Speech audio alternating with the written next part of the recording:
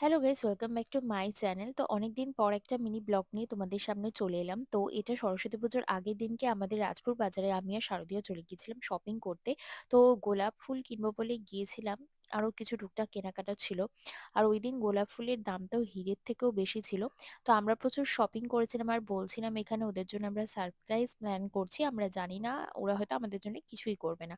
তো এইসব বকবক করতে করতে আমরা প্রচুর মানে শপিং করলাম। আর আমরা অনেকক্ষণ টাইম লাগছিল, যেহেতু আগের দিনে সরস্বতী পুজোর বাজারও সবাই করতে গিয়েছিল। তো রাস্তায় প্রচন্ড ভিড় ছিল। দেন পরের দিনকে সকালবেলা চলে গিয়েছিলাম বোনের ফ্ল্যাটে। আমার অঞ্জলি দেওয়ার কথা ছিল, বাট সেটা দেওয়া হয়নি। তো তারপরে টুকটাক ঠাকুর দেখার জন্য আমরা রেডি হয়ে বেরিয়েছিলাম। তো খুব মানে কিরকম লাগছিল তোমরা জানিও। এটা বোনেদের ফ্ল্যাটেরই মানে নিচে হচ্ছে ঠাকুরটা। তো ওখান থেকে আমরা চলে গিয়েছিলাম আমাদের স্কুলের ঠাকুর দেখার জন্য। আমি যে স্কুলে পড়তাম সেই স্কুলের সামনেই ভিডিওটা করা।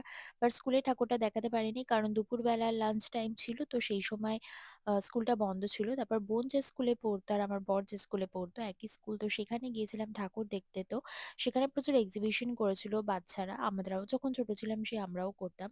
তো আর এখানে দেখো কি সুন্দর আলপনা দিয়েছে, তো সেই ভিডিওটাও তোমাদের সাথে শেয়ার করলাম। আর ভেতরে এই যে এক্সিবিশন গুলো দেখছো, এরা সবই এখানকার বাচ্চাগুলো বানিয়েছিল। তো এই বাচ্চাটা ক্লাস 6 এ পড়ে, ও এখানে দাঁড়িয়ে ছিল, ওকে জিজ্ঞেস করছিলাম।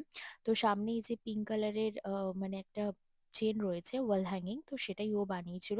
প্রত্যেকটা জিনিসই ভীষণ সুন্দর ছিল।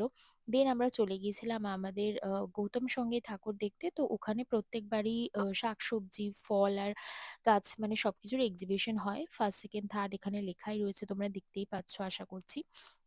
তো এক্সিবিশনটা খুবই ভালো ছিল। আর এবারে দেখলাম যে সেরকম খুব একটা কিছু ছিল না, কিন্তু আগে প্রচুর মানে অনেক রকম অনেক কিছু জিনিস থাকতো।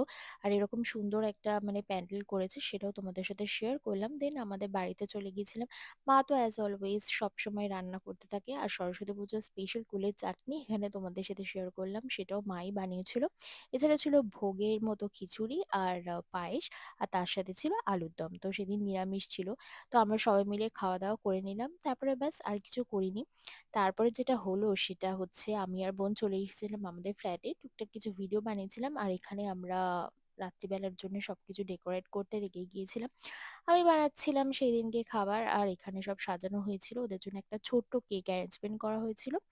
আমরা সেজেগুজে কিছু ফটোসও তুলেছিলাম, তো ভীষণ মজা করেছিলাম। তোমরাও আমাদের সাথে মানে জানিও দেখে ভিডিওটা কিরকম লাগলো। আর সবটাই আমার রুমেই হয়েছিল, সবাই এসেছিল। তো ওভারঅল দিনটা খুবই ভালো কেটেছে। তো ভিডিওটা একটু লেট আপলোড করা হয়ে গেল, তারপর ওরা বললো তোমরাই কেকটা কাটো। তো এইভাবে দিনটা ভীষণ ভালোভাবে সেলিব্রেট করলাম। যদি ভিডিওটা ভালো লেগে থাকে তোমরা প্লিজ লাইক, শেয়ার, সাবস্ক্রাইব করতে ভুলো না। আবার নতুন ভিডিও নিয়ে খুব তাড়াতাড়ি আসি। সবাই ভীষণ ভালো আর পজিটিভ থেকো।